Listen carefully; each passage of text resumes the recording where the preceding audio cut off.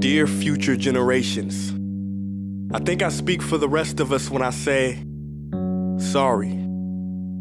Sorry we left you with our mess of a planet. Sorry that we were too caught up in our own doings to do something. Sorry we listened to people who made excuses to do nothing. I hope you forgive us. We just didn't realize how special the earth was. Like a marriage gone wrong, we didn't know what we had until it was gone. For example, I'm guessing you probably know it as the Amazon desert, right?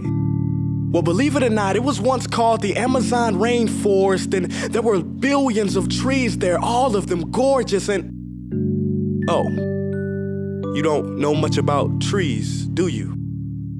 Well, let me tell you, trees are amazing. I mean, we literally breathe the air they are creating. They clean up our pollution, our carbon. They store and purify water, give us medicine that cures our diseases, food that feeds us, which is why I'm so sorry to tell you that we burn them down.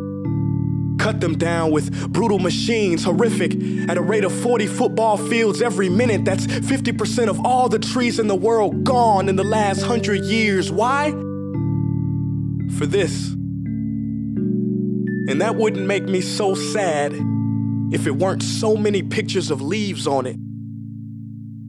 You know, when I was a child, I read how the Native Americans had such consideration for the planet that they felt responsible for how they left the land for the next 7 generations. Which brings me great sorrow, because most of us today don't even care about tomorrow. So I'm sorry. I'm sorry that we put profit above people, greed above need, the rule of gold above the golden rule. I'm sorry we use nature as a credit card with no spending limit, overdrafting animals to extinction, stealing your chance to ever see their uniqueness or become friends with them. Sorry we poison the ocean so much that you can't even swim in them. But most of all, I'm sorry about our mindset, 'cause we had the nerve to call this destruction progress. Hey Fox News, if you don't think climate change is a threat, I dare you to interview the thousands of homeless people in Bangladesh. See, while you were in your penthouse nestled, their homes were literally washed away beneath their feet due to rising sea levels.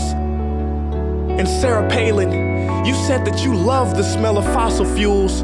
Well, I urge you to talk to the kids of Beijing who are forced to wear pollution masks just to go to school. See, you can ignore this, but the thing about truth is, it can be denied, not avoided. So I'm sorry, future generations. I'm sorry that our footprint became a sinkhole and not a garden. I'm sorry that we paid so much attention to ISIS and very little to how fast the ice is melting in the Arctic. I'm sorry we doomed you, and I'm sorry we couldn't find another planet in time to move to. You know what? Cut the beat. I'm not sorry. This future, I do not accept it, because an error does not become a mistake until you refuse to correct it. We can redirect this. How? Let me suggest that if a farmer sees a tree that is unhealthy, they don't look at the branches to diagnose it, they look at the root. So like that farmer, we must look at the root, and not to the branches of government, not to the politicians run by corporations. We are the root, we are the foundation. This generation, it is up to us to take care of this planet. It is our only home. We must globally warm our hearts and change the climate of our souls and realize that we are not apart from nature, we are a part of nature. And to betray nature is to betray us. To save nature is to save us. Because whatever you're fighting for, racism or poverty, feminism, gay rights, or any type of equality, it won't matter in the least.